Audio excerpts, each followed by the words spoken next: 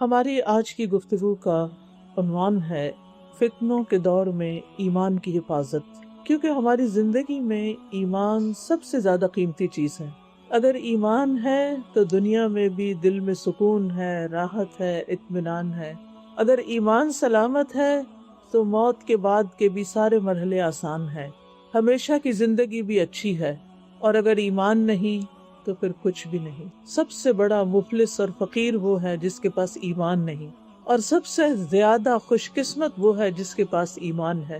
اس لیے ہمیں اپنے ایمان کی حفاظت اپنے مال، اپنی جان، اپنی اولاد، اپنی ہر چیز سے زیادہ کرنی ہے۔ ہم ایسے دور میں رہ رہے ہیں کہ جس میں بہت زیادہ فتنے ہیں۔ فتنے کا کیا مطلب ہے؟ آزمائش، بہت سی آزمائشیں ہیں، اور ان کی وجہ سے ہمارے ایمان کو ہر وقت خطرہ لاحق رہتا ہے۔ میڈیا کا دور ہے، سوشل میڈیا کا دور ہے، جس کی وجہ سے فتنوں کی تعداد میں اور زیادہ اضافہ ہو گیا ہے۔ طرح طرح کے خیالات ہیں، طرح طرح کے نظریات ہیں۔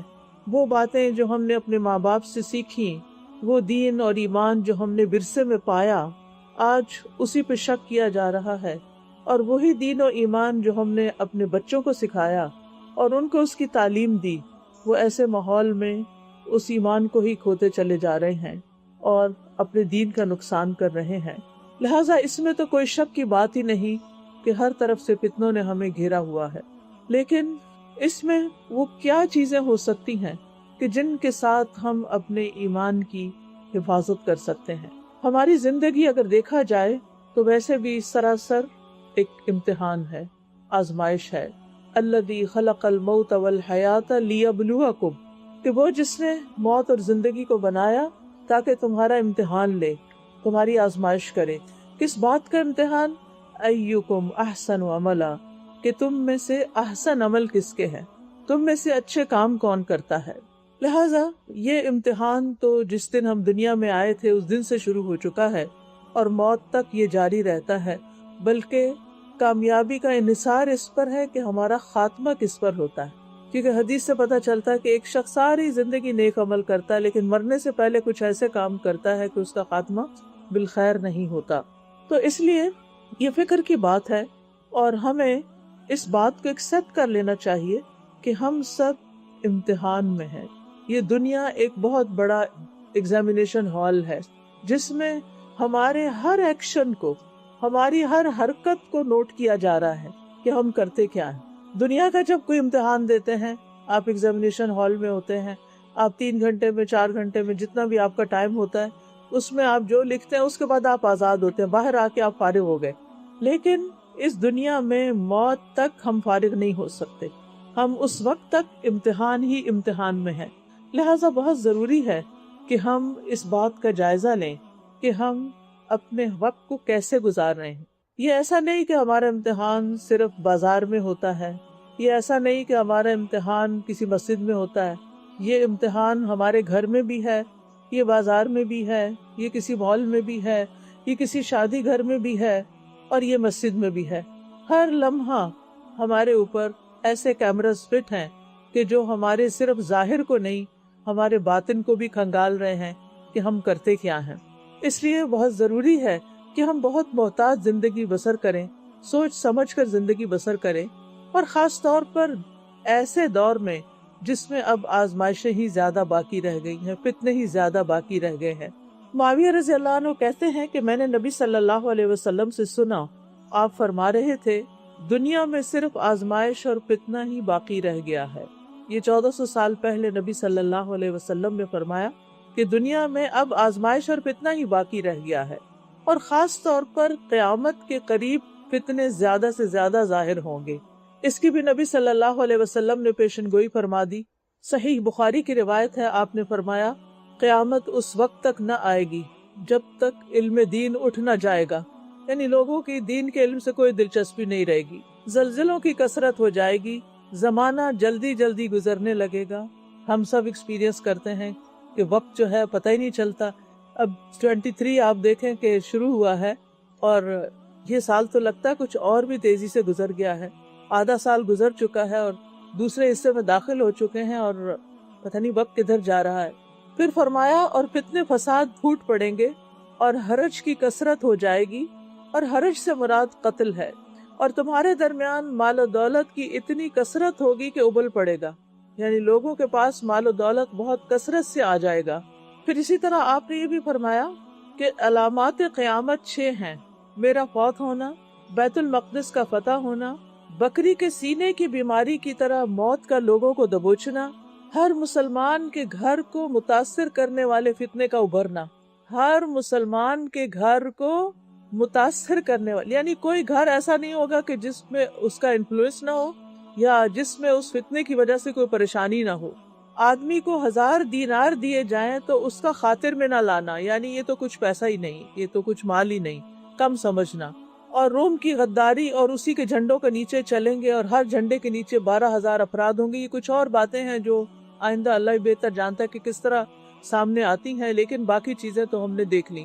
پھر اسی طرح آپ نے یہ بھی فرمایا کہ فتنے جو ہیں بارش کے قطروں کی طرح اتریں گے۔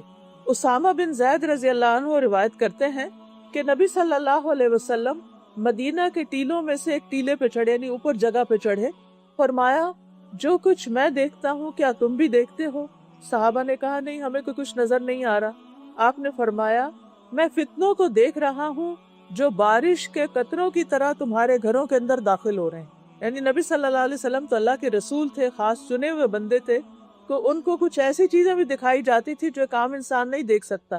تو آپ نے فتنوں کو گرتے ہوئے دیکھا کہ ہر گھر میں داخل ہو رہے ہیں۔ اسی طرح آپ نے فرمایا مجھے تمہارے متعلق ان گمراہ کن خواہشات کا سب سے زیادہ فکر ہے، اندیشہ ہے، جن کا تعلق پیٹ اور شرمگاہ سے ہوتا ہے، اور گمراہ کن فتنوں کا بھی ڈر ہے کہ تمہیں فتنے حق سے ہٹا دیں گے، دین سے ہٹا دیں گے، تمہارا ایمان لے جائیں گے۔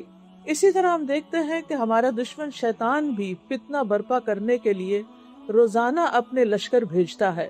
جابر رضی اللہ عنہ کہتے ہیں کہ رسول اللہ صلی اللہ علیہ وسلم نے فرمایا بے شک ابلیس اپنا تخت پانی پر بچھاتا ہے، پھر وہ اپنے لشکر روانہ کرتا ہے، اس کے سب سے زیادہ قریب وہ ہوتا ہے جو سب سے بڑا فتنہ ڈالتا ہے۔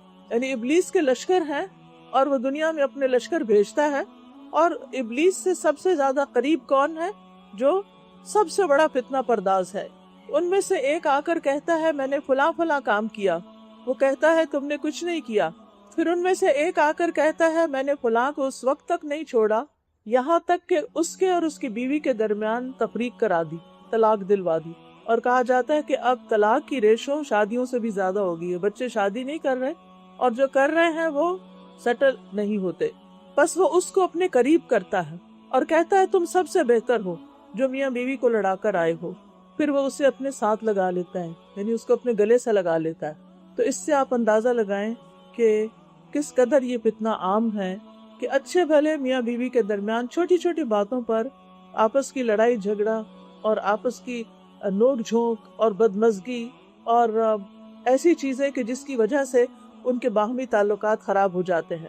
تو سوال یہ پیدا ہوتا ہے کہ فتنہ ہے کیا؟ فتنہ ہر وہ معاملہ ہے، ہر وہ چیز فتنہ ہے جو آپ کو اللہ سبحانہ و تعالیٰ سے اور اللہ کی اطاعت سے دور کر دے۔ یعنی ہر انسان کے لیے وہ چیز فتنہ ہے، چاہے وہ آپ کا سیل فون ہو، چاہے وہ آپ کے بچے ہوں، چاہے وہ آپ کا اسپاؤس ہو، چاہے وہ آپ کی جاب ہو، چاہے وہ آپ کا کوئی شوق ہو، کوئی ہابی ہو، ہر وہ چیز، دوبارہ سن لیجئے کہ ہر وہ چیز، ہر وہ معاملہ جو آپ کو اللہ سبحانہ تعالیٰ سے دور کر دے اور اللہ تعالیٰ کی اطاعت سے دور کر دے۔ آپ غور کیا کیجئے کہ وہ کون سے کام ہوتے ہیں، وہ کون سی چیزیں ہوتی ہیں کہ جن کی وجہ سے آپ کی نماز دیر سے ہوتی ہے، یا نماز قضا ہو جاتی ہے، یا آپ نماز لیٹ کر دیتے ہیں۔ ہو سکتا ہے وہ آپ کا کوکنگ کا شوق ہو سکتا ہے وہ آپ کا گھومنے پھرنے کا شوق ہو سکتا ہے وہ آپ کا شاپنگ کا شوق ہو۔ یعنی کون سی چیز ہے؟ ہم میں سے ہر شخص جب کوئی بات سنے تو وہ اپنے آپ کو انالائز کرے۔ عام طور پر ہوتا ہی ہے کہ جب ہم لیکچر میں جاتے ہیں تو جو بات ہم سنتے ہیں ہم سوچتے ہیں یہ فلاں ہوتا نا اس کو بڑا فائدہ ہوتا، یہ تو اس کے سننے کی تھی، یہ تو فلاں کے لیے ہے، یہ میں فلاں کو جا کے اب بتاؤں گی میں یہ سن کر آئی ہوں۔ اور ہم اپنے لیے نہیں سوچتے کہ یہ ہمارے لیے ہے۔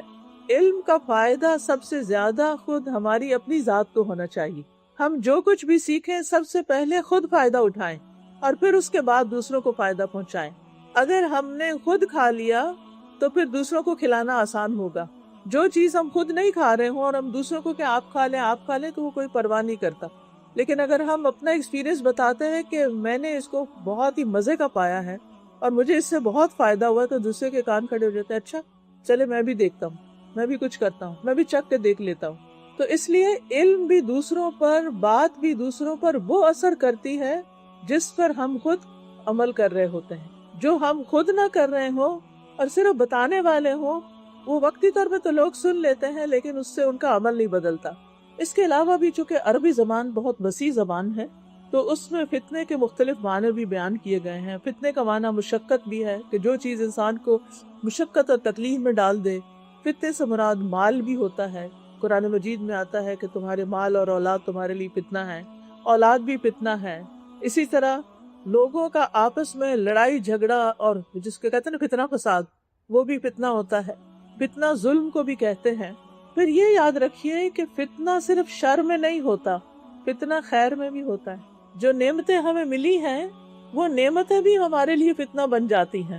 جیسے اولاد ہے، بچے ہیں، ہمیں ان سے اتنی محبت ہوتی ہے کہ بعض اوقات ان کی وجہ سے ہم کچھ غلط کام کر جاتے ہیں. اسی طرح مال خیر بھی ہے، لیکن آپ نے دیکھا ہوگا کہ عموماً جب لوگوں کے پاس مال زیادہ آنے لگتا ہے تو پھر کیا ہوتا ہے پھر اتنے ہی وہ اللہ سے دور ہونے لگتے ہیں. وہ مال کو خیر کے کاموں میں، اپنی آخرت بنانے میں خرچ کرنے کی بجائے اپنی دنیا کو ایکسپینڈ کرنے لگتے ہیں. پھر وہ اس پر راضی نہیں ہوتے، پھر اس سے بہتر کی تلاش، جس کے نتیجے میں ان کی عبادات بھی ضائع ہوتی ہیں اور ان کے بعض اوقات معاملات بھی خراب ہوتے ہیں. پھر اسی طرح یہ ہے کہ ہر تکلیف بھی ایک آزمائش ہوتی ہے اور ہر راحت بھی آزمائش ہوتی ہے. آپ دیکھیے کہ آپ کو اگر اچھا نرم گرم بستر مل جاتا ہے اور اچھی نیند آپ کو آتی ہے تو پھر صبح فجر کے وقت کب اٹھتے ہیں آپ؟ جن لوگوں کو نیند نہیں آتی وہ پھر اٹھ جاتے ہیں، لیکن جن لوگوں کو بہت گہری نیند کا آنا اللہ کی بڑی رحمت ہے، بڑی نعمت ہے. کیونکہ سلیپ کے بے شمار فائدے ہیں. جن لوگوں کی سلیپ ڈسٹرب ہوتی ہے ان کو بہت سی بیماریاں لاحق ہو جاتی ہیں. لیکن اس نعمت کو پا کر جب اللہ اکبر کی آواز آتی ہے، ہمارا الارم بجتا ہے، تو پھر ہم کیا کرتے ہیں؟ ہم سائڈ بدل کے پھر سو جاتے ہیں. تو یہ بھی ہمارے لیے ایک فتنہ ہے. پھر اسی طرح باقی چیزیں بھی، پھر کچھ اس کے برعکس جیسے بیماری ہے، فقر و فاقہ ہے، جو ہمیں چیزیں ناپسند ہوتی ہیں وہ تو سب ہمارے لیے ویسے ایک آزمائش ہیں ہی. تکلیف دہ چیزوں پر تو انسان پھر اللہ تعالیٰ کی طرف رجوع کرتا ہے. لیکن جب نعمتیں زیادہ ملتی ہیں تو انسان بھول جاتا ہے کہ یہ تو میرے لیے آزمائش ہے، یہ تو ایک فتنہ ہے اور مجھے کیئرفل ہونا ہے اور بھی کیئرفل ہونا ہے. تو ان دونوں چیزوں میں انسان کو اپنے اوپر چیک رکھنے کی ضرورت ہے، اچھے حالات میں بھی اور تکلیف دہ حالت میں بھی. عبد الرحمن بن عوف کہتے ہیں ہم رسول اللہ صلی اللہ علیہ وسلم کے ساتھ تکلیف اور تنگی میں آزمائے گئے تو اس پر ہم نے صبر کر لیا. اس کے بعد کشادگی کی حالت اور خوشی میں آزمائے گئے تو ہم صبر نہ کر سکے. یعنی تکلیف سے زیادہ راحت ہمارے لیے آزمائش بن گئی. پھر اسی طرح آپ دیکھیے ایک اور چیز بھی، کچھ چیزیں تو سامنے نظر آتی ہیں اور ہم سمجھ بھی پاتے ہیں یہ میرے لیے فتنہ ہے، یہ آزمائش ہے، یہ مجھے اللہ سے دور کر. دیکھیں ایک ہی کرائیٹیریا آپ نے رکھنا ہے سامنے کہ کون سی چیز مجھے اللہ سے دور کرے. کیا وہ کوئی انسان ہے، دوست ہے، کوئی مال ہے، کیا چیز ہے، کوئی شوق ہے؟ تو الرٹ ہو جانا ہے. جہاں بھی آپ اس کی وجہ سے اللہ سے دور ہو رہے ہیں، کوئی نافرمانی کا کام کر رہے ہیں، جو اللہ کو ناراض کرنے والا کام کر رہے ہیں، کچھ چیزیں تو نظر آتی ہیں. لیکن ایک بات اور بھی یاد رکھیے کہ کچھ چیزیں نظر بھی نہیں آتی.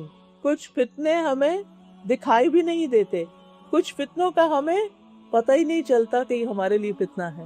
وہ تو اور بھی خطرناک بات ہے. آپ دیکھیے کہ اگر آپ کے ہاتھ پہ کوئی پھوڑا نکل آئے تو کیا ہوتا ہے؟ آپ کو فوراً فکر پڑ جاتی ہے. آپ ایک دوا لیتے ہیں، دوسری لیتے ہیں، جب تک وہ ٹھیک نہ ہو جائے آپ روز اس کو دیکھتے رہتے ہیں اب کہاں پہنچے. اللہ نہ کرے کہ اگر کسی کے پیٹ میں کینسر ہو جائے اس کو پتہ بھی نہیں چلتا. اور عموماً پھر کیا ہوتا ہے کہ جب بالکل انسان آخری دم پہ پہنچتا ہے تو پھر ڈائگنوز ہوتا ہے، پھر ڈاکٹر کہتے ہیں ریورسیبل، اب کچھ نہیں ہو سکتا، اب اس کا کوئی علاج نہیں. کیونکہ وہ اندر چھپا ہوا تھا، وہ آپ کو نظر نہیں آیا. آپ نے کہا پیٹ میں درد ہے، چلو یہ ٹوٹکا کر لو، وہ دوا کھا لو، وہ پانی پی لو، مختلف چیزیں کرتے رہتے ہیں. بہت سے لوگ جب بیمار ہوتے ہیں تو اس بیماری کی فکر نہیں کرتے، ڈاکٹر کے پاس نہیں جاتے، خود سے خود ڈاکٹر بن جاتے ہیں اور اپنا علاج خود کرتے رہتے ہیں اور اس نتیجے میں اپنی ڈاکٹری سے اور زیادہ بیمار ہو جاتے ہیں. حتیٰ کہ وہ بیماری ہلاکت خیز بن جاتی ہے۔ کہنے کا مطلب یہ اس مثال کا کہ کچھ ہماری ہڈن خرابیاں ایسی ہوتی ہیں، کچھ روحانی بیماریاں ایسی ہوتی ہیں، کچھ ایسی ڈیزیزز ہوتی ہیں ہمارے اندر جن کا ہمیں خود بھی پتہ نہیں ہوتا، جن میں سے مثلا نیت کی خرابی۔ اگر نیک کام کرتے ہوئے بھی نیت خراب ہے، اللہ کے لیے نہیں کر رہے، دکھاوے کے لیے کر رہے ہیں، تو ہم ایک طرح سے آزمائے جا رہے ہیں کہ ہم اس وقت میں کیا کر رہے ہیں اور ہمیں پتہ بھی نہیں چلا۔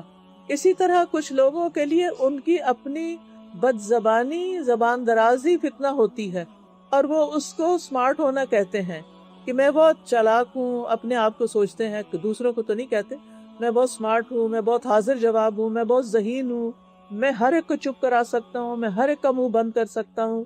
اور اس طرح کی باتوں سے وہ کیا کرتے ہیں، اپنے آپ کو بہت خوش رکھتے ہیں کہ میرا کانفیڈنس لیول بہت ہائی، مجھے کوئی کچھ نہیں کہہ سکتا، مجھے کسی کی پرواہ نہیں۔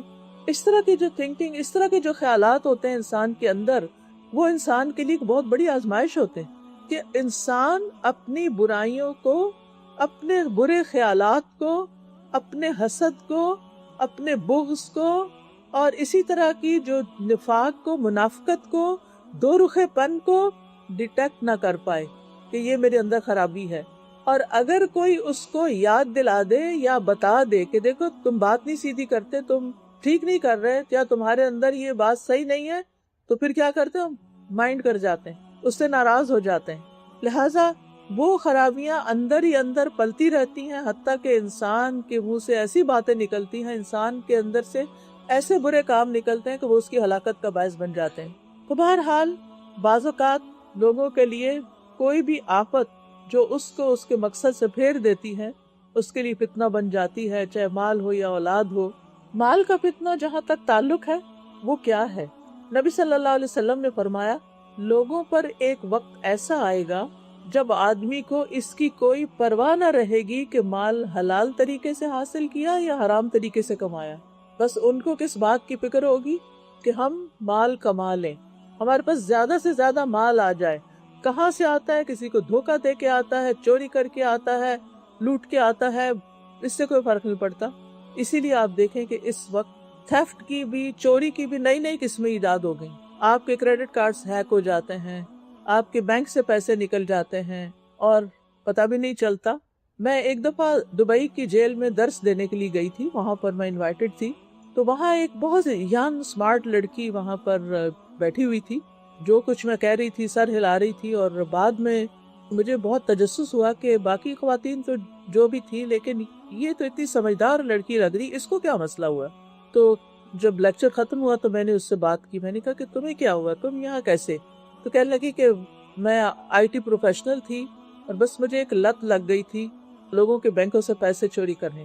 کہتی میرا ہسبینڈ بہت ویل ٹو ڈو تھے، جب وہ گھر سے چلے جاتے، صبح جاب پہ چلے جاتے، اور میرے پاس کچھ کرنے کا کام نہیں تھا، میں دبئی میں تھی، کوئی ایسا نیبرہڈ نہیں تھا، کوئی اور مصروفیت نہیں تھی، تو میں کمپیوٹر پہ بیٹھ جاتی اور بیٹھ کے چوری شروع کر دیتی، اور ہر ٹرانزیکشن پر مجھے وہ لذت ملتی کہ جیسے میں نے بہت کچھ اچیو کر لیا۔ اب آپ دیکھیں کہ ایک غلط کام ہے اور انسان کو اسی کا نشہ ہو گیا، اس کی ایڈکشن ہو گئی، لیکن چور آخر کتنے دن تک چوری کر سکتا؟ اس کی چوری تو کھل کے رہتی۔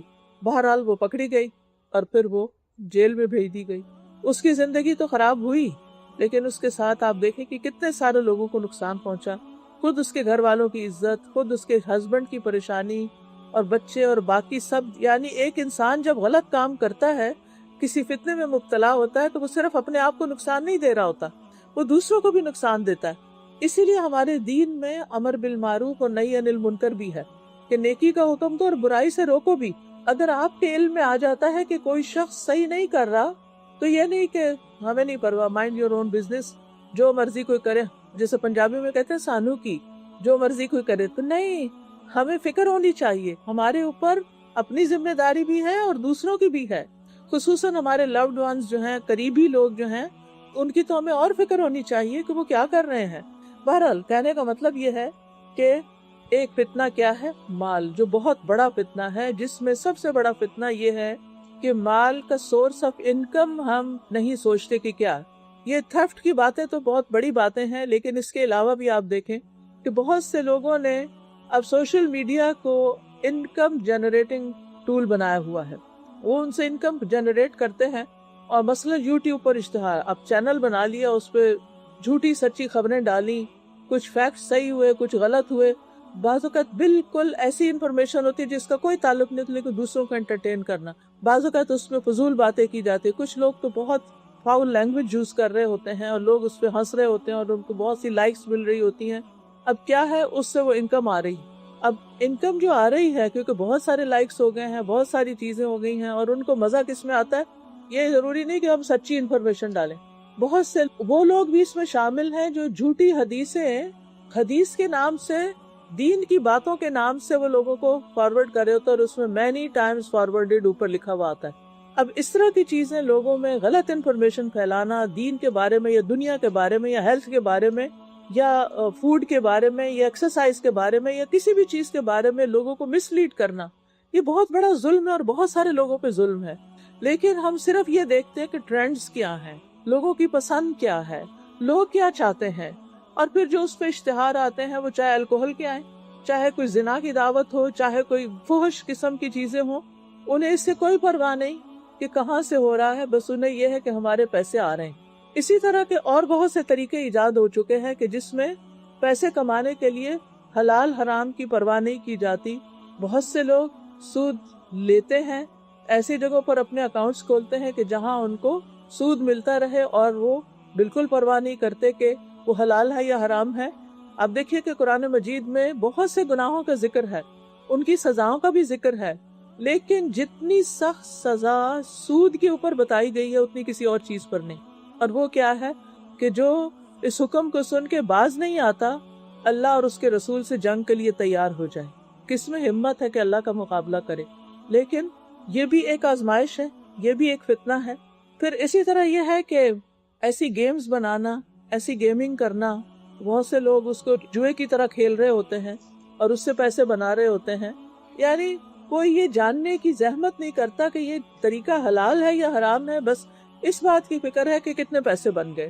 پھر اسی طرح کچھ لوگ تو ڈائریکٹ جوئے میں انوالو ہیں، وہ لاٹری کھیلتے رہتے ہیں اور ان کو اس کی ایڈکشن ہو جاتی ہے، اور افسوس یہ کہ خود مسلمان اس کام میں شریک ہے. پھر اسی طرح ایسی چیزیں بیچتے ہیں جیسے نشہ کی چیزیں بیچنا، ویپ بیچنا، شیشہ، سگریٹ اور اس طرح کی چیزیں کہ جو لوگوں کی ہیلتھ کے لیے بھی نقصان دہ ہیں اور ہمارے دین میں بھی منع ہے. یاد رکھیے قیامت کے دن مال کے بارے میں سوال کیا جائے گا.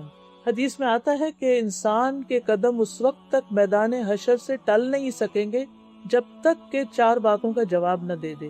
مال کہاں سے کمایا، کہاں سے آیا پیسہ، اور کہاں خرچ کیا، خرچ کہاں کیا، اس کا بھی سوال. ہم سمجھتے ہیں ہمارا مال ہے نا، ہم جو چاہیں خریدیں، ہم اس سے حلال خریدیں، حرام خریدیں، کہیں بھی اس کا استعمال کریں، سو واٹ، ہمارا پیسہ نا، ہمارا پیسہ ہماری مرضی. نہیں، ہمارا دین پیسے کے خرچ کرنے کے معاملے میں بھی ہم پر چیک رکھتا ہے کہ انہوں نے خرچ کہاں کیا.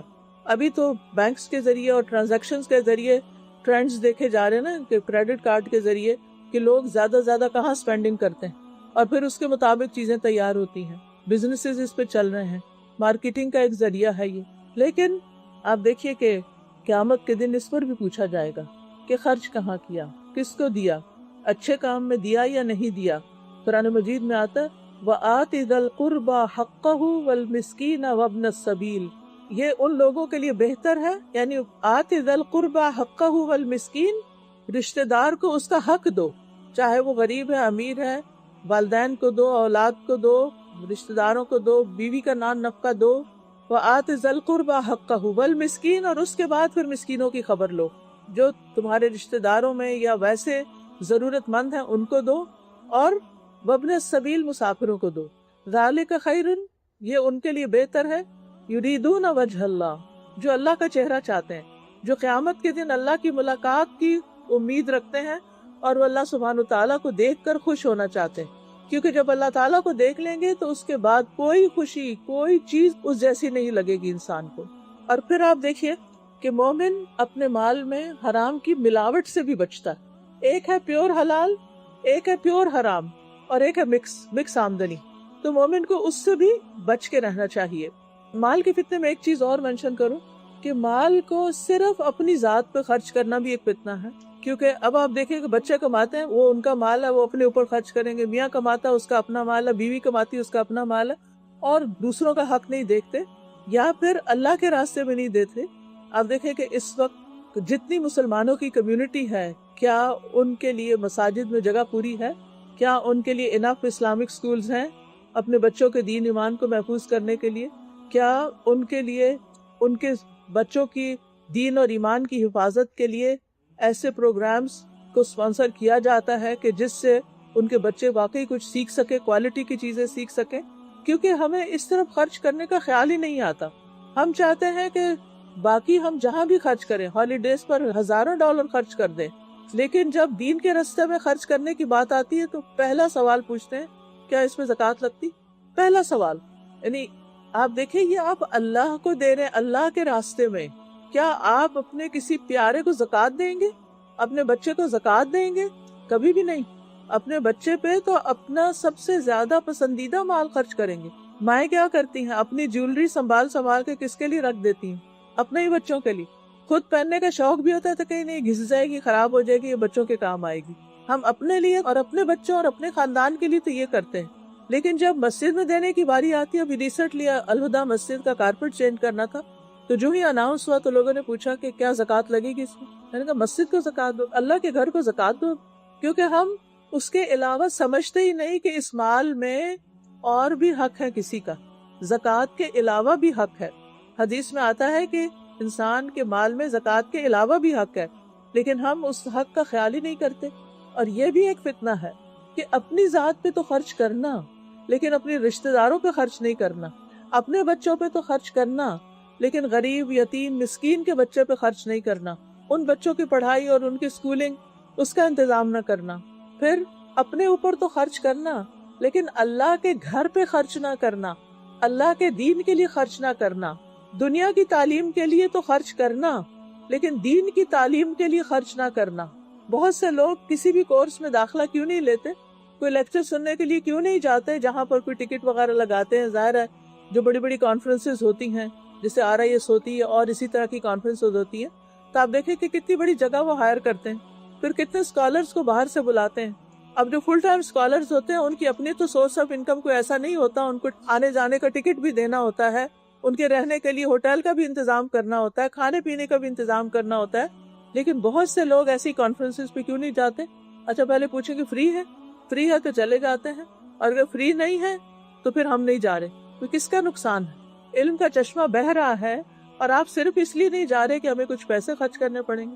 آپ دیکھیں کہ جو مال آپ اللہ کے راستے میں دیتے ہیں اس کے بارے میں قرآن ہمیں کیا بتاتا ہے؟ مثل الذین ينفقون اموالهم فی سبیل اللہ کمثل حبۃ انبتت 7 سنابل فی کل سنبلۃ 100 حبۃ واللہ یضاعف لمن یشاء۔ ان لوگوں کی مثال جو اللہ کے راستے میں مال دیتے ہیں، یعنی مسجد کو دیتے ہیں، کسی مدرسہ کو دیتے ہیں، کہ دین کے کاز کے لیے دیتے ہیں، کوئی اسلامک لٹریچر بانٹتے ہیں، کوئی اور اسی طرح کے کام کرتے ہیں، ان کی مثال ایسی ہے جیسے ایک دانہ بویا جائے جس سے 7 بالیاں نکلے، ہر بالی میں 100 دانے ہوں، ایک دانہ 700 دانے بن جائے۔ ایک چھوٹا سا گندم کا دانہ آپ لگاتے ہیں اور اس سے 700 دانے بن جائے، اتنا زیادہ اللہ تعالیٰ اس کو بڑھا دیتا ہے۔ اور پھر ساتھ ہی فرمایا کہ اللہ تعالیٰ جس کے لیے چاہتا اور بڑھا دیتا ہے، یعنی 700 سے بھی زیادہ دیتا ہے۔ لیکن ہمیں یا تو علم نہیں ہوتا، یا پھر ہم اس کی برکت اور اس کے فیض اور اس کے ثواب کو نہیں جانتے، یا ہمارا آخرت پر یقین نہیں، یا پھر ہمارا اللہ سبحانہ وتعالیٰ کی بات پر یقین نہیں کہ وہ ہمیں واقعی دے گا۔ کیونکہ جہاں ہمیں یقین ہوتا کہ یہاں انویسٹ کرنے سے آپ کی آمدنی میں اضافہ ہوگا، ہم بے دریغ انویسٹ کر دیتے ہیں۔ لیکن جہاں یہ ہے کہ پتہ نہیں ہوگا، کہ پتہ نہیں، تو پھر ہم سوچتے ہیں اچھا 50-50 ہے، اچھا کر لیتا ہوں، اچھا نہیں، اچھا کر لوں، اچھا نہیں، اسی ڈاواں ڈول کی سچویشن میں رہتے ہیں۔ لیکن جہاں یقین ہو، اور اللہ سے بڑھ کے سچی بات کس کی ہو سکتی، جہاں یقین ہوتا ہے وہاں ہم وہ کام خوشی سے پھر کر لیتے ہیں، اور ایسے لوگ کل قیامت کے دن اپنے اجر سامنے پائیں گے، یعنی اللہ تعالیٰ کے ہاں۔ پھر اسی طرح مال کے علاوہ ایک اور چیز فتنہ ہے، اور وہ ہے عہدوں کا فتنہ، عہدہ، قیادت، لیڈرشپ۔ آپ دیکھیے کہ اکثر جو مسلمانوں کی آرگنائزیشنز ہوتی ہیں وہ فلرش کیوں نہیں کر پاتی، وہ آگے کیوں نہیں بڑھ پاتی؟ بنیادی وجہ کیا ہوتی ہے؟ وہ لیڈرشپ کا شوق، اور پھر اس کی لیگ پولنگ، اور پھر آپس کے جھگڑے فساد. کتنی ہی مسجدیں ایسی ہوں گی جن کا آپ نے شاید سنا ہو کہ ان کے جو چلانے والے ہیں، بورڈ ممبرانز ہیں، ان میں اختلاف ہے، لڑائی جھگڑے ہیں. مسجد کے نمازیوں میں آپس میں گروہ بندی بنی ہوئی ہے، یا اسی طرح جو اسلامک ادارے ہیں، آرگنائزیشنز ہیں، ان کے اندر فتنہ فساد ہے.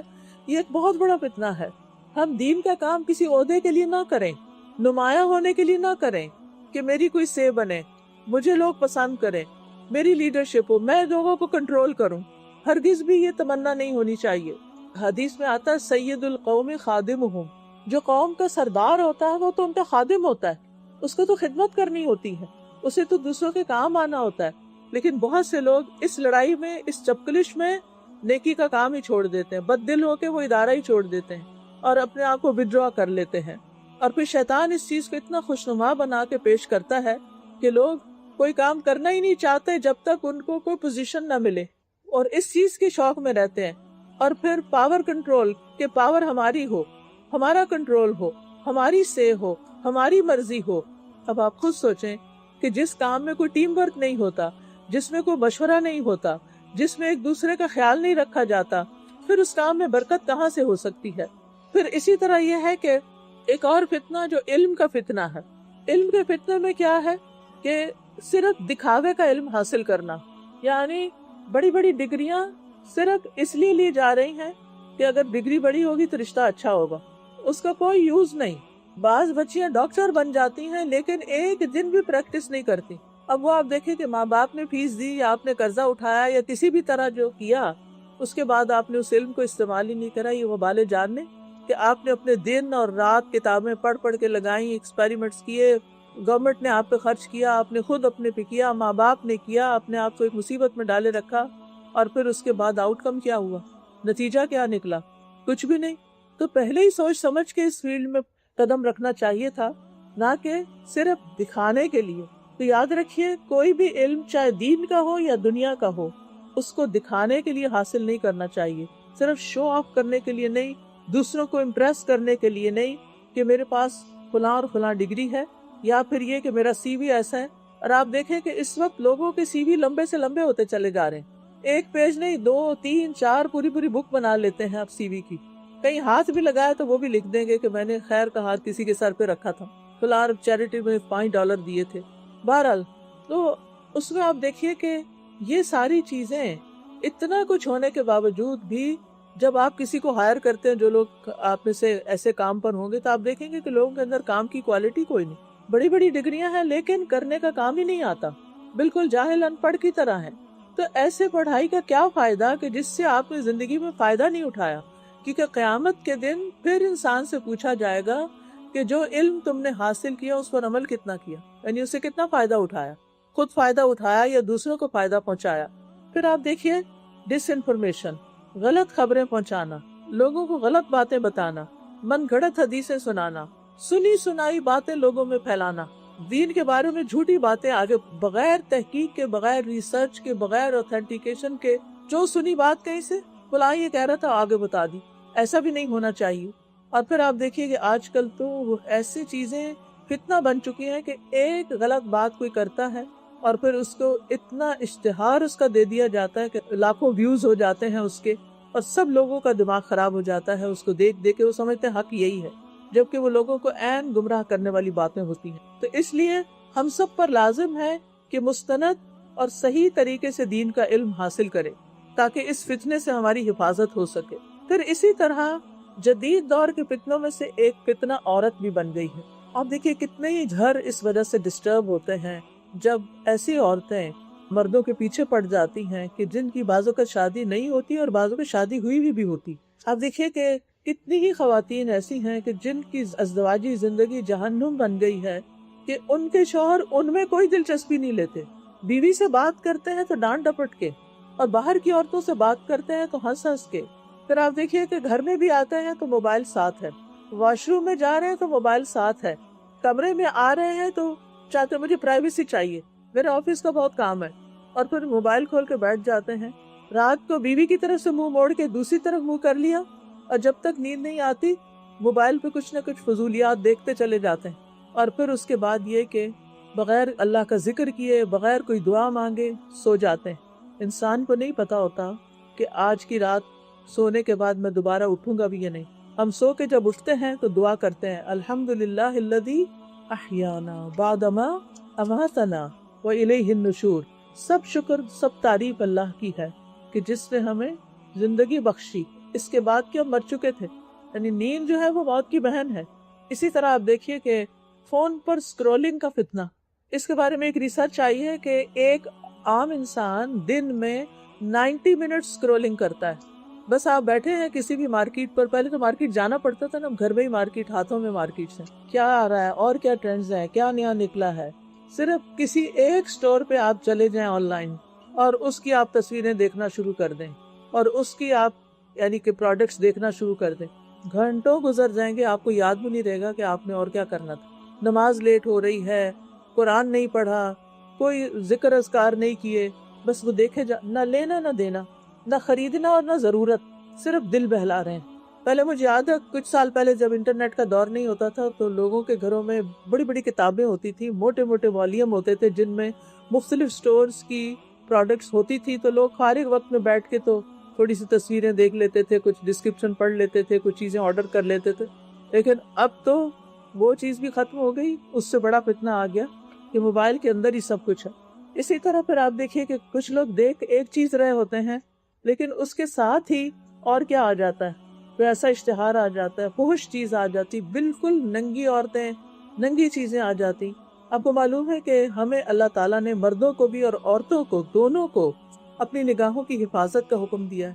جب کوئی ہم حرام پکچر دیکھتے ہیں اور اگر اس پہ ٹھہر جاتے ہیں، ایک نظر تو معاف کر، لیکن اگر اس پہ ٹھہر جاتے ہیں یا بار بار دیکھتے ہیں یا ایسے کوئی ویڈیو کلپس دیکھتے ہیں یا ایسی ویب سائٹس پہ جاتے ہیں کہ جہاں یہ سب حرام کام ہو رہے ہیں، پورنوگرافی کی ایڈکشن کا شکار ہو چکے ہیں، یاد رکھیے ایک دفعہ دیکھنے سے ایک سیاہ نقطہ دل پہ لگتا ہے، دوبارہ دیکھتے ہیں پھر سیاہ نقطہ لگتا ہے، پھر حتیٰ کہ دل سیاہ ہو جاتا ہے.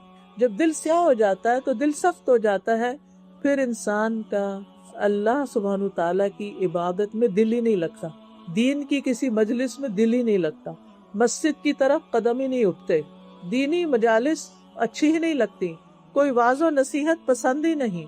حتیٰ کہ اپنے موبائل پر بھی کوئی ایسی چیز اگر آ جائے کوئی دین سے متعلق تو اس کو جلدی سے گزار دیتے ہیں کیونکہ دل تو کہیں اور اٹکا ہوا نا.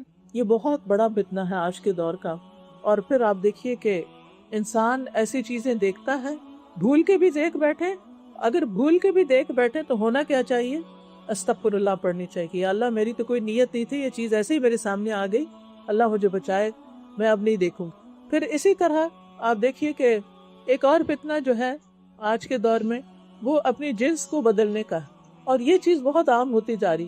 کبھی بچپن میں آپ نے کبھی نہیں سنا ہوگا، وہ مجھے یاد ہے کہ ہم بچپن میں پڑھتے تھے فلاں لڑکی لڑکا بن گئی تو ہم بڑے حیران ہوتے تھے کہ یہ کیسے ہو گیا. لیکن اب آپ دیکھیں کہ کس طرح یہ چیز اتنی عام ہوتی جا رہی ہے کہ یعنی اس کے اندر اتنی ایکسیپٹنس ہوتی چلی جا رہی ہے کہ اس کو کوئی برا بھی نہیں سمجھ رہا.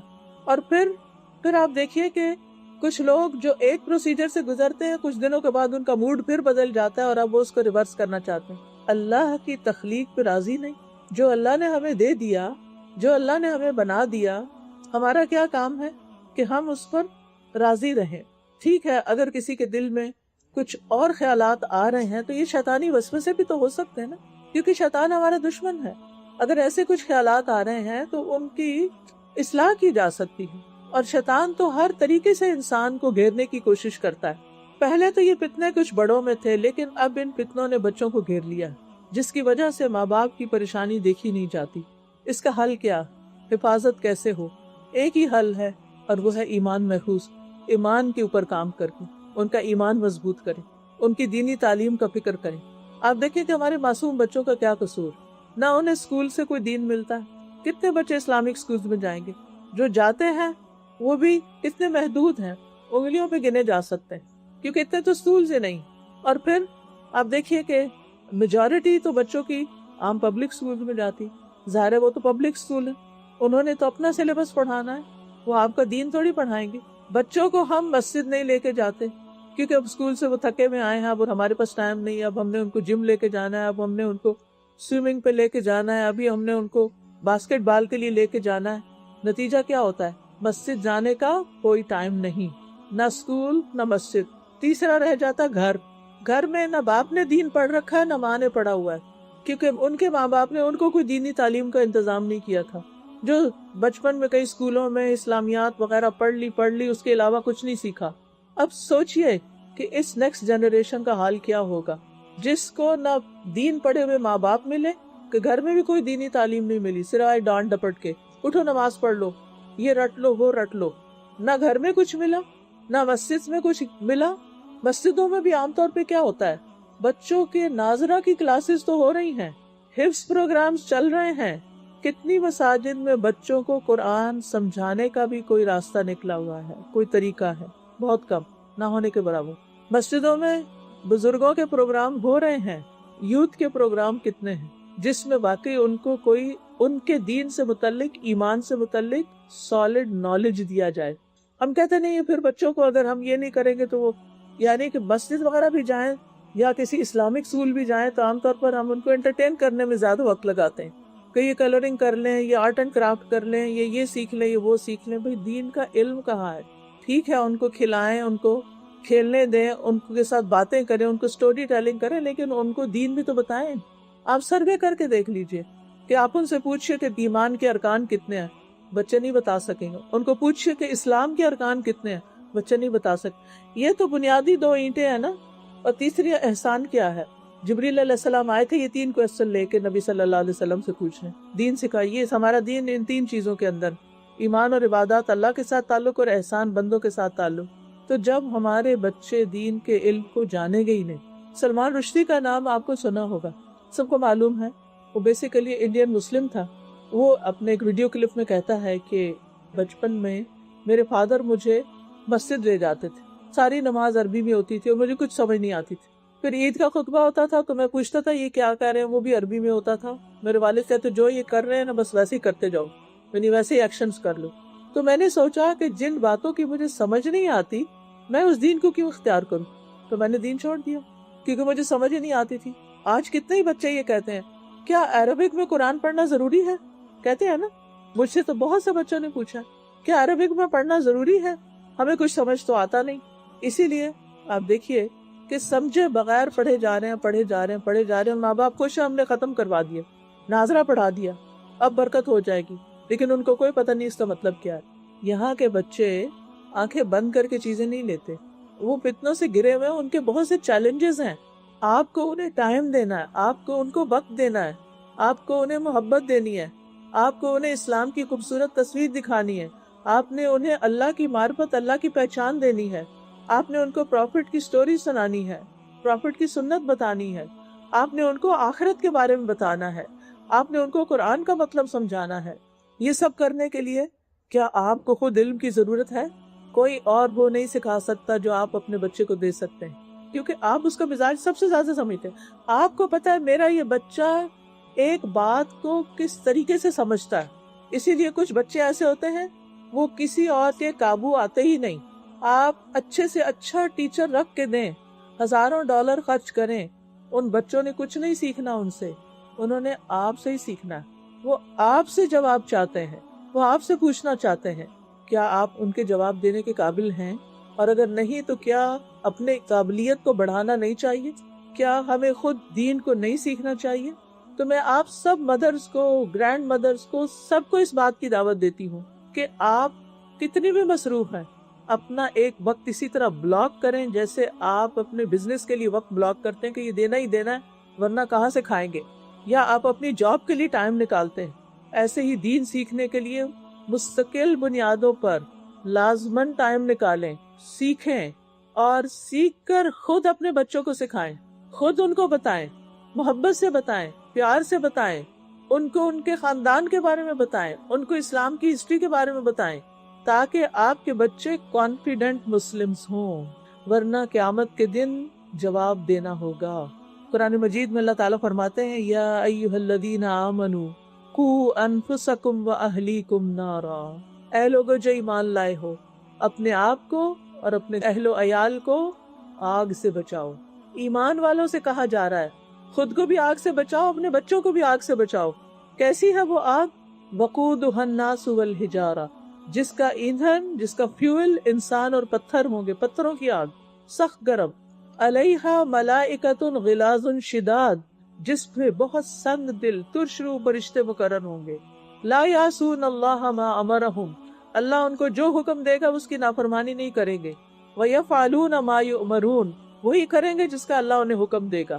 کسی پہ ترس نہیں کھائیں گے وہ فرشتے. ہمارے لیے لمحہ فکریہ ہے کہ ہمیں اپنے ایمان کو بھی بچانا ہے اور اپنے بچوں کے بچوں، اپنی آئندہ نسلوں کے ایمان کی بھی حفاظت کرنی ہے. اگر ایمان نہیں تو سب کچھ لٹ گیا. کوئی مال کام نہیں آئے گا، کوئی اولاد کام نہیں آئے گی، کوئی چیز کام نہیں آئے گی اگر ہمارے ایمان میں خلل آ گیا. اس لیے بہت ضروری ہے کہ بچہ کتنا بھی بڑا ہو، 30 سال کا ہو گیا کوئی بات نہیں، بٹھائیں اس کو پیار سے، پکڑیں اس کا ہاتھ پہ چومیں. بیٹا مجھے تمہاری بہت فکر کس بات کی؟ کہ اگر وہ دین میں نہیں آتے تو قیامت کے دن ہمیشہ کے لیے جدائی ہو جائے گی، دوبارہ شکل نہیں دیکھ سکیں گے، مرنے کے بعد ان کی شکل نہیں دیکھ سکیں گے کبھی. قیامت کے دن تو ایسی آپت آپی ہوگی، یوم یفر المرء من اخیہ و امہ و ابیہ و صاحبتہ و بنیہ، جس دن ہر شخص بھاگے گا کس چیز سے؟ اپنے بیٹے سے، اپنی بیوی سے، اپنے بھائی سے، سب سے بھاگے گا، اپنے ماں سے، اپنے باپ سے، سب رشتوں کو چھوڑ دے گا. ہر شخص کو اپنا حال پڑا ہوگا، نفسی نفسی. پیغمبر بھی یہی کہیں گے، نفسی نفسی. ہر ایک کو اپنی جان کی فکر ہوگی. یہ دنیا میں وقت ہے کہ اپنے پیاروں کو بچائیں، دنیا میں وقت ہے کہ دین خود بھی سیکھیں، اپنے ایمان کی حفاظت کریں اور اپنی نسلوں کی حفاظت کی فکر کریں. دنیا کا جتنا بھی مال آپ نے کما لیا، جتنا بھی اچھا لائف سٹائل اختیار کر لیا، جتنی بھی اچھی آپ کی لکس ہو گئی، جتنا بھی اچھا آپ کا خوبصورت گھر ہو گیا، سب پیچھے رہ جائے گا. کسی چیز نے ساتھ نہیں جانا. ایمان ساتھ جائے گا، عمل صالح ساتھ جائے گا، نیک عمل ساتھ جائیں گے. ان کے لیے وقت نکالیں. پھر آپ دیکھیں کہ ایک اور فتنہ کیا ہے، دل کا مردہ ہو جانا، کسی چیز میں دل نہ لگنا، یعنی کسی برائی کو برائی نہ سمجھنا، کسی نیکی کو نیکی نہ سمجھنا، اچھائیوں اور برائیوں کا نہ پہچاننا، اور پھر خواہشات کا غلبہ ہو جانا، یعنی صرف وہ کرنا جو اچھا لگتا ہے، کھانے میں صرف وہ کھانا جس کا مزہ لگتا ہے، پہننے میں وہ پہننا جو بس مجھے اچھا لگتا ہے. کیا واقعی ہمارا یہی معیار ہونا چاہیے کہ ہم اپنے دل کی مرضی پہ چلتے رہیں ہر چیز میں؟ نہیں، ہمیں یہ دیکھنا ہے کیا ہماری صحت کے لیے اچھا ہے جس کی وجہ سے ہم اللہ کی عبادت اچھے سے کر سکیں. کون سا لباس ایسا ہونا چاہیے کہ جس کو پہن کے ہم صحیح طور پر نماز ادا کر سکیں. ہمیں بات کیسے کرنی چاہیے کسی سے کہ جس سے ہمارا رب ہم سے ناراض نہ ہو، کسی کو لک ڈاؤن نہ کریں، کسی کو حقیر نہ سمجھیں، کسی پہ ظلم نہ کریں، کسی کی عزت کے اوپر حملہ نہ کریں. پھر آپ دیکھیں ایک اور فتنہ ہے دنیا کی چمک دمک کا فتنہ. ایک سے ایک نئی چیز، ایک سے ایک نئی چیز. صرف کسی ایک دکان میں بھی گھس جائیں تو اتنی ورائٹی ہوگی چیزوں کی، چاہے وہ فوڈ کی ہے، چاہے وہ آپ کے ڈریسز کی ہے، چاہے وہ پرس ہے، چاہے وہ یعنی یو نیم اٹ. تو بہت سے لوگ دل لگانے کے لیے، دل بہلانے کے لیے پھر ایسا ہی کرتے ہیں. جب کاموں سے فارغ ہوتے ہیں تو چلو تھوڑا سا مال کا چکر لگاتے، واک بھی ہو جائے گی. لیکن اصل مسئلہ واک نہیں ہے، اصل مسئلہ کیا ہے؟ کچھ اور ہے. وہاں ہی دل کیوں لگتا ہے؟ اللہ کی قدرت جا کے دیکھے، پارک میں اتنا اچھا موسم ہے، وہاں جا کے واک کرے جہاں اللہ کی نشانیاں نظر آئے، اللہ کی عظمت دل میں بیٹھے، اس کی ہیبت دل میں آئے، اس کی محبت دل میں آئے، اور اس کے ساتھ باتیں کریں، اپنی روحانی صحت کو بہتر بنائیں. پھر اسی طرح آپ دیکھیے کہ اخلاقیات کے بارے میں مختلف فتنے، یعنی لوگوں کے ساتھ جو معاملات ہیں ہمارے، اپنے رشتہ داروں کے ساتھ، اپنے گھر والوں کے ساتھ، اپنے بچوں کے ساتھ، اور بچوں کے آپس میں ریلیشن شپس، ان پر نظر ڈالیں وہ کیسے ہیں، ان کی کتنی اصلاح کی ضرورت ہے. اور پھر سب سے بڑا فتنہ دجال کا فتنہ، یعنی فتنے تو ہیں ہی لیکن سب سے بڑا فتنہ دجال کا فتنہ ہے. جب وہ باہر آ جائے، ابھی دجال آیا نہیں، جب آئے گا تو کیا حال ہوگا. وہ زمین سے کہے گا اپنی پیداوار نکالو اور وہ اگا دے گی فوراً. لوگوں کا ایمان خراب ہو جائے گا دیکھ کے کہ یہ تو واقعی خدا، وہ اپنے آپ کو خدا کہے گا کہ میں خدا ہوں، تو لوگ اس کے پیچھے لگ جائیں گے. پھر اسی طرح وہ آسمان سے کہے گا بارش برسے، بارش برسنے لگے گی. اس وقت مومن بھی ہل جائے گا، اور جو اس کی بات نہیں مانے گا وہ اس کو کھانا نہیں دے گا، فوڈ پر اس کا پورا کنٹرول ہو جائے گا. تو صحابہ کو پریشانی ہوگی کہ اس وقت پھر ہم کیا کھائیں گے. آپ نے فرمایا مومنوں کی خوراک اس وقت وہی ہوگی جو فرشتوں کی ہے. فرشتے کیا کھاتے ہیں؟ کچھ کیا پڑھتے ہیں؟ تسبیح، سبحان اللہ و بحمدہ سبحان اللہ العظیم، یعنی تسبیح کی کثرت. پھر آپ دیکھیے کہ اس سب سے بڑے فتنے میں ہمیں اپنے ایمان کو بچانا ہوگا کہ کچھ بھی ہو جائے ہمیں ایسی کسی چیز سے انفلوئنس نہیں ہونا۔ بات یہ ہے کہ یہ ایک دن میں نہیں ہوتا، اس کے لیے اپنا پورا لائف سٹائل اسلامی کرنا ہوتا ہے۔ اپنی ہر چیز میں یہ دیکھنا ہوتا ہے کہ اللہ تعالیٰ کو کیا پسند ہے اور کیا پسند نہیں۔ ہمیں بعمل زندگی بسر کرنی ہے تاکہ ہماری موت اسلام کی حالت میں آئے۔ بلا تموتن الا وانتم مسلمون۔ پھر اسی طرح یہ ہے کہ خوش قسمت ہے وہ شخص جو فتنوں سے بچ جائے۔ اب فتنے تو ہیں ہی، لیکن اب کرنا کیا ہے؟ بچنے کے لیے نمبر 1 قرآن کو مضبوطی سے تھام لیں، قرآن سے گائیڈنس لیں، قرآن کا ترجمہ پڑھیں، قرآن کی تفسیر جانیں۔ قرآن مجید میں آتا ہے کہ اتل ما اوحی الیک من الکتاب واقم الصلاۃ، اے رسول کتاب میں سے جو آپ کی طرف وحی کیا گیا اس کی تلاوت کیجیے اور نماز قائم کیجیے۔ اور تلاوت کا مطلب صرف ریسیٹیشن نہیں ہوتا، تلاوت کا مطلب ہوتا ہے سمجھ کے پڑھنا بھی۔ تلا یتلو تلون کا مطلب ہوتا ہے اس کا پیچھا کرنا، یعنی غور و فکر کرنا۔ تو قرآن کو مضبوطی سے تھامنا، نماز وقت پر پڑھنا، نماز قائم کرنا فتنوں سے بچنے کا ذریعہ ہے۔ اللہ تعالیٰ فرماتے ہیں والذین یمسکون بالکتاب واقاموا الصلاۃ انا لا نضیع اجر المصلحین۔ جو لوگ کتاب کو مضبوطی سے پکڑتے ہیں اور نماز قائم کرتے ہیں تو بے شک ہم اصلاح کرنے والوں کا اجر ضائع نہیں کرتے۔ ایک ہوتا ہے صالح انسان جو خود نیک ہوتا ہے، اور ایک ہوتا ہے مصلح جو خود بھی نیک ہوتا ہے اور دوسروں کی اصلاح کی بھی فکر کرتا ہے۔ لہٰذا آپ خود بھی سیکھیں اور دوسروں کو بھی اس چیز کی طرف انوائٹ کریں۔ پھر آپ دیکھیے کہ جس دل میں قرآن ہے وہ دل زندہ دل ہوتا ہے، اور جس دل میں قرآن نہیں ہوتا وہ دل مردہ ہو جاتا ہے۔ اللہ کا ذکر چھوڑنے والا مردہ ہو جاتا ہے۔ تو فتنوں کے سامنے جو زندہ دل ہوگا وہی اس سے بچ سکے گا۔ پھر آپ دیکھیے کہ ہمارے لیے کتاب کو مضبوطی سے تھامنا ہر طرح کے فتنوں سے بچنے کا ذریعہ ہے۔ اس میں قرآن کی تلاوت کرنا، قرآن کو یاد کرنا، تجوید سے پڑھنا، اس کے احکامات سیکھنا، اس پر غور و فکر کرنا، پھر آگے اس کو سکھانا، قرآن کی تلاوت کو معمول بنائیں۔ صحابہ کرام فتنوں کے دور میں قرآن کو مضبوط پکڑ لیتے تھے، یعنی زیادہ سے زیادہ قرآن کی تلاوت کرتے تھے۔ آج کل لوگ پڑھتے کم ہے، سنتے زیادہ ہے، اور سنتے ہوئے باتیں بھی بہت کر رہے ہوتے ہیں۔ وہ سمجھتے گھر میں لگا دیے سورۃ البقرہ بس سب کافی ہے، سب پروٹیکشن ہو جائے گی، خود کھول کے نہیں پڑھتے۔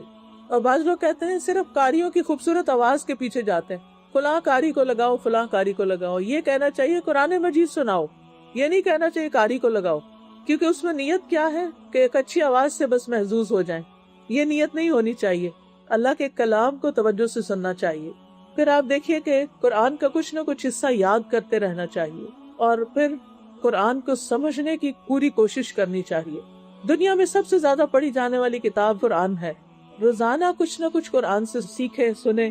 شاید آپ کو وہ قرآن لرن قرآن ایپ کے بارے میں بتایا ہوگا، اینڈرائیڈ پہ بھی ہے اور آئی فون پر بھی۔ اس میں ایک ایک آیت کی تجوید، ترجمہ اور تفسیر بتائی گئی۔ جب آپ اپنی جاب پر جا رہے ہیں یا کوکنگ کر رہے ہیں یا کوئی بھی کام کر رہے ہیں تو آپ گھر میں یا اپنے راستے میں روزانہ کی بنیاد پر 1 یا 2 آیتیں لازماً سیکھیں، اور کنسسٹنسی کے ساتھ شروع سے لے کے آخر تک قرآن مجید کو سن جائیں، کیونکہ قرآن کو چھوڑنا خطرناک کام ہے۔ قیامت کے دن اللہ کے رسول صلی اللہ علیہ وسلم فرمائیں گے یا رب ان قوم اتخذوا هذا القرآن مہجورا، اے میرے رب میری قوم نے قرآن کو چھوڑ دیا تھا۔ پھر رسول اللہ صلی اللہ علیہ وسلم کی سفارش کیسے ہوگی؟ پھر اسی طرح یہ ہے کہ گھروں کے اندر قرآن ضرور پڑھنا چاہیے تاکہ شیاطین اور فساد اور فتنے اور لڑائیاں اور جھگڑے اور بے برکتیاں اور بدمزگیاں ختم ہوں۔ پھر اسی طرح آپ دیکھیے کہ جس گھر میں قرآن نہیں پڑھا جاتا اس گھر کی خیر و برکت کم ہو جاتی ہے۔ پھر نماز کی حفاظت، فتنوں سے بچنے کے لیے دوسری اہم چیز نماز ہے، اور نماز اقامت صلاۃ، یعنی مرد حضرات مسجد میں خود بھی آئیں اور بچوں کو بھی لے کر آئیں، کیونکہ مردوں کے لیے مسجد کی نماز لازم ہے۔ ٹھیک ہے اگر مسجد سے بہت دور ہیں، لیکن کوئی نہ کوئی وقت ضرور نکالیں کہ جس میں مسجد جائیں، کیونکہ مسجد میں آنے سے انسان کا ایمان بڑھتا ہے، یہ ایمان کی حفاظت کا ذریعہ ہے، اور باجماعت نماز ادا کرنے کا ثواب بھی زیادہ ہے۔ پھر اسی طرح یہ ہے کہ نوافل کو گھر میں ادا کرنا چاہیے۔ میں پڑھ رہی تھی ایک واقعہ کسی کا کہ ایک بوڑھا شخص ایک شیخ کے پاس آیا، کہنے لگا شیخ میرے گھر میں بہت لڑائی جھگڑا ہوتا ہے، بہت فتنہ فساد ہے، مجھے کوئی طریقہ بتائیں کہ میں اس کو کیسے ٹھیک کروں، بچے بہت لڑتے ہیں آپس میں۔ تو شیخ نے پوچھا کہ کیا تم وتر کی نماز پڑھتے ہو؟ کہنے لگا وتر کیا ہوتا ہے؟ اچھا یہ بتاؤ چاشت کی نماز پڑھتے ہو؟ کہنے لگا چاشت کیا ہوتا ہے؟ کہا کوئی نفل گھر میں نہیں پڑھتے، وتر گھر میں نہیں پڑھتے؟ کہنے لگا نہیں۔ کہنے لگا اچھا جاؤ وتر پڑھنا شروع کرو، چاشت کی نماز پڑھنا شروع کرو، پھر میرے پاس آنا۔ اور واقعی کچھ دن تک جب ان نمازوں کی پابندی ہوئی تو گھر کے حالات بہتر ہو گئے۔ آج ہم میں سے بہت سے لوگ اپنے گھروں کے اندر بے برکتی کا شکار ہیں۔ گھروں کے اندر نمازوں کو عام کریں، میک شور کہ ہر بالغ بچہ نماز پڑھتا ہو، خود بھی نماز پڑھنے والے ہوں۔ اور فتنوں سے حفاظت جب بھی ہو سکتی ہے جب ہم اپنی اصلاح کریں اور اپنے گھر والوں کی کریں، گھر سے شروع کریں۔ آپ اپنے پاس کے بارے میں، اپنے گرینڈ پیرنٹس کے بارے میں اور اچھی چیزیں بچوں کے ساتھ شیئر کیا کریں سٹوری کی شکل میں۔ پھر اسی طرح نیکی اور خیر کے کام کرنا، دوسروں کے کام آنا۔ درد دل کے واسطے پیدا کیا انسان کو۔ ہمیں کیا کرنا چاہیے؟ صرف اپنی ذات کے فائدے کے لیے نہیں جینا، اوروں کو بھی فائدہ پہنچانا ہے۔ زندگی کو غنیمت سمجھنا ہے، لوگوں کے لیے وہی پسند کرنا ہے جو اپنے لیے پسند کرنا ہے، لوگوں کو دین کی طرف بلانا ہے۔ پھر اسی طرح صرف کرنے سے نہیں کام چلتا جب تک حرام چیزوں سے بچا نہ جائے، لہذا فتنوں سے بچنے کے لیے حرام اور گناہ کے کاموں کو چھوڑنا ہوگا اور صرف اللہ کے ڈر سے چھوڑنا ہوگا۔ اور پھر اپنے ظاہر سے زیادہ اپنے دل کے خیالات کی حفاظت کرنی ہے، نیگیٹو تھنکنگ سے بچنا ہے، اپنی نظروں کی حفاظت کرنی ہے، اپنی زبان کی حفاظت کرنی ہے، لوگوں پہ بے جا تبصرے نہیں کرنے، خود اپنی ذات سے کسی کو تکلیف نہیں دینا، خواہشات کی پیروی نہیں کرنا، منافقت سے بچنا ہے اور اپنی ذات کی فکر اپنے ایمان کے حوالے سے کرنی ہے اور فتنوں کا انکار کرنا ہے۔ پھر نیک لوگوں کا ساتھ اپنانا۔ 3 چیزیں لازم پکڑیں جو آپ کو دنیا میں بھی فائدہ دیں گی اور آخرت میں بھی۔ ان میں سے سب سے پہلی چیز ایمان۔ اپنے ایمان کو کسی قیمت پہ کم نہ ہونے دیں۔ اگر ایمان تھوڑا نیچے ہو رہا ہے نا تو فوراً کوئی ایسا طریقہ اختیار کریں نیکی کے کام کرنے کا جس سے آپ کا ایمان بوسٹ ہو۔ پہلی چیز کیا ہے؟ ایمان۔ دوسری چیز ہے علم، اور علم میں بھی خاص طور پر قرآن کا علم۔ قرآن شفا ہے، دلوں کے زخموں کو صاف کر دیتا ہے، نیگیٹیوٹی کو دور کر دیتا ہے، ہمارے باطن کو چمکاتا ہے۔ قرآن نبی صلی اللہ علیہ وسلم کے دل پہ اترا ہے۔ تیسری چیز اچھا دوست، اچھا مخلص مینٹور۔ اگر آپ کی زندگی میں یہ 3 چیزیں تو آپ خوش قسمت لوگ ہیں۔ اگر کسی چیز کی کمی ہے تو اس کمی کو پورا کیجیے۔ فتنوں سے حفاظت کے لیے 3 چیزیں اختیار کیجیے۔ نیک لوگوں کی مجلس اختیار کیجیے، ان کے پاس بیٹھیے، ان کے پاس جائیے، اہل ایمان کی مجلس تلاش کیجیے، اور بری دوستیاں اور برے ماحول اور ایسے لوگوں کو چھوڑ دیجیے جو آپ کو دین سے دور کرنے والے، آپ کے ایمان میں خلل ڈال رہے ہیں۔ اور پھر آخری چیز دعا کرنا، خوب خوب دعائیں کرنا کہ اللہ سبحانہ تعالی ہمیں فتنوں سے محفوظ رکھے، ہماری آزمائشوں کو دور کر دے، ہمیں اپنا قرب عطا کرے۔ اللہم انی اعوذ بک من الفتن ما ظہر منہا وما بطن۔ اے اللہ، ہم فتنوں سے تیری پناہ مانگتے ہیں، خواہ وہ نظر آ رہے ہیں یا چھپے ہوئے ہیں۔ اے اللہ، تو ہماری حفاظت فرما۔ علی اللہ توکلنا ربنا لا تجعلنا فتنة للقوم الظالمین ونجنا برحمتک من القوم الکافرین۔ ربنا علیک توکلنا والیک انبنا والیک المصیر۔ ربنا لا تجعلنا فتنة للذین کفروا واغفر لنا ربنا انک انت العزیز الحکیم۔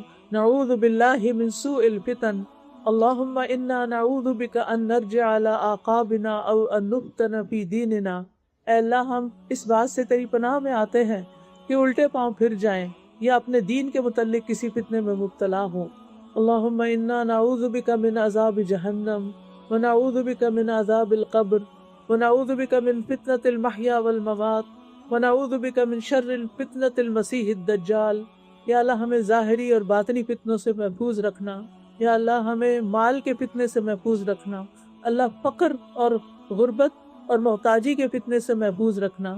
یا اللہ، ہمیں دن اور رات کے فتنوں سے محفوظ رکھنا۔ یا اللہ، دنیا کے فتنے سے محفوظ رکھنا۔ اللہ، گمراہ کن فتنوں میں پڑے بغیر اپنی ملاقات کا شرف عطا کرنا۔ اللہ، دجال کے فتنے سے ہماری حفاظت کرنا۔ اللہم انی اعوذ بک من الکسل والحرم والجبن والبخل وفتنة المسیح الدجال وعذاب القبر۔ اللہم انا نعوذ بک من عذاب القبر ومن فتنة القبر۔ اللہم انا نعوذ بک من فتنة النار وعذاب النار ومن شر الغنى والفقر۔ یا حی یا قیوم برحمتک نستغیث۔